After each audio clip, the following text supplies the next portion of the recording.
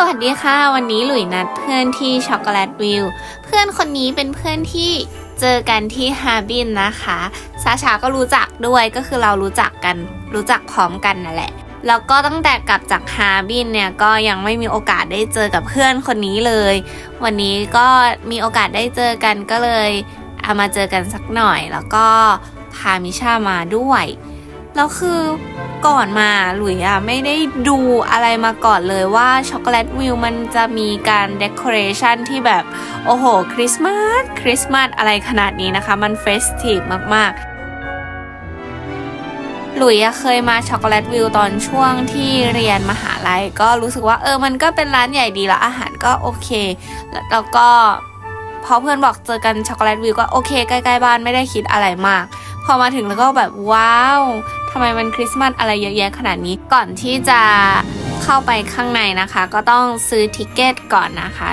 150 บาทแต่สำหรับเด็กที่อายุต่ำกว่า5 ขวบเนี่ยก็คือเข้าฟรีนะคะในส่วนของคูปองเนี่ยก็ทิเกตที่เราได้มาเนี่ยก็จะสามารถเอาไปเป็นส่วนลดอาหารได้100 บาทนะหรือว่าจะเอาไปแลกซื้อเครื่องดื่มหรือว่าไอศครีมอะไรก็ได้นะคะ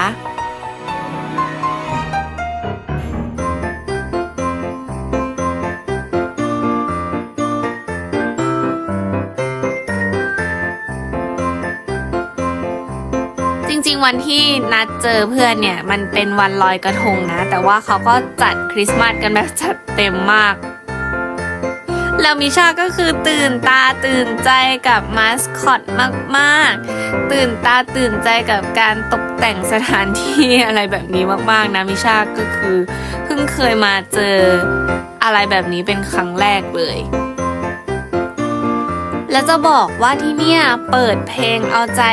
คุณพ่อคุณแม่ลูกอ่อนมากๆเลยนะคะแล้วก็เอาใจเด็กๆด้วยก็คือ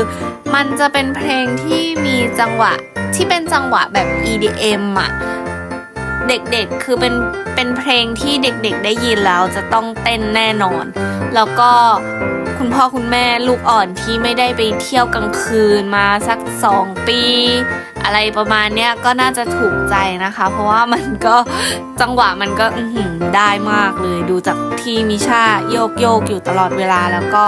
นั่นแหละค่ะเพลงมันแบบตื้ดๆมากเลย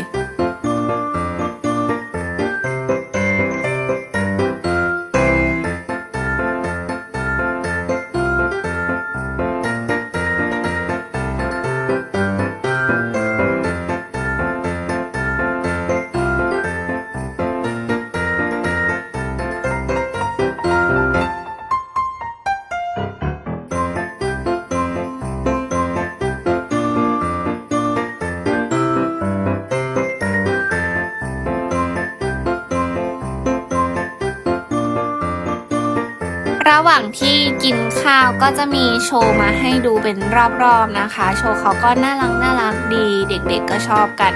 มิชาเนี่ยชอบมากก็คือดูเกาะรั้วไม่ปล่อยเลย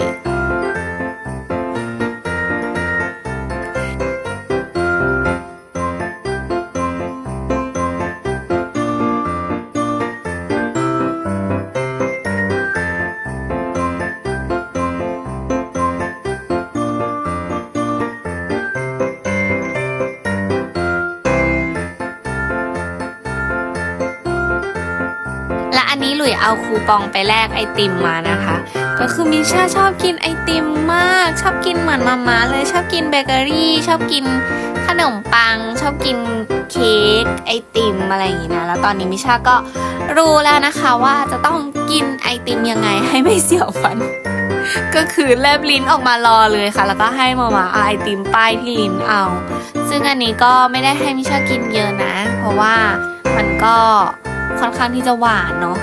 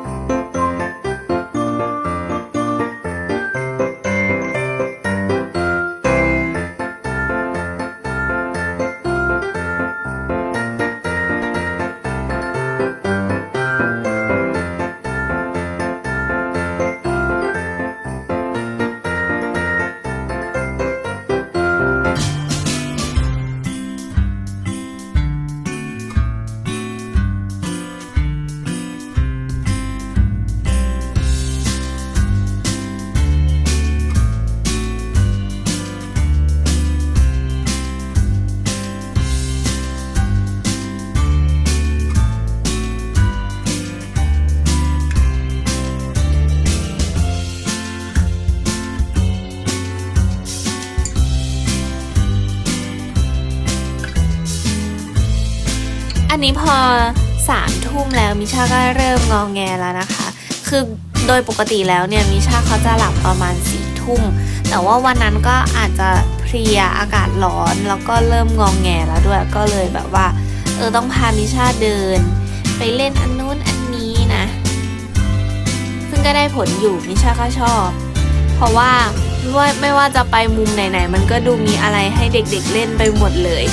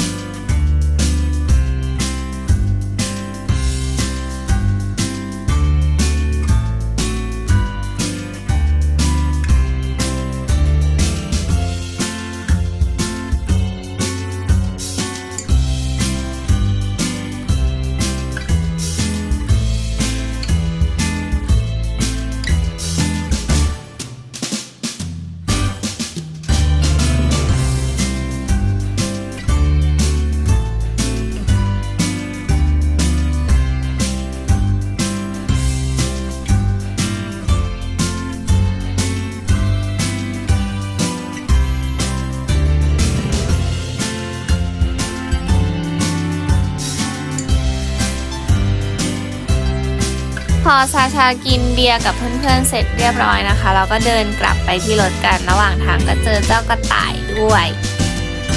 ที่บ้านหลุยเลี้ยงกระต่ายมิชาก็จะรู้จักกระต่ายก็คือจะเอาอาหารไปให้กระต่ายทุกเช้าแล้วพอมาเจอที่นี่เขาก็วิ่งตามกระต่ายใหญ่เลยกระต่ายก็วิ่งหนี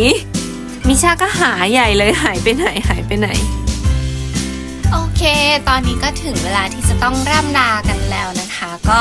หวังว่าเราจะได้มาเจอเพื่อนๆแบบนี้บ่อยๆอีกนะเราหลุยกว่าซาชาเหงาโอเคไว้ติดตามกันนะคะคลิปหน้าจะไปไหนสำหรับวันนี้บ๊ายบาย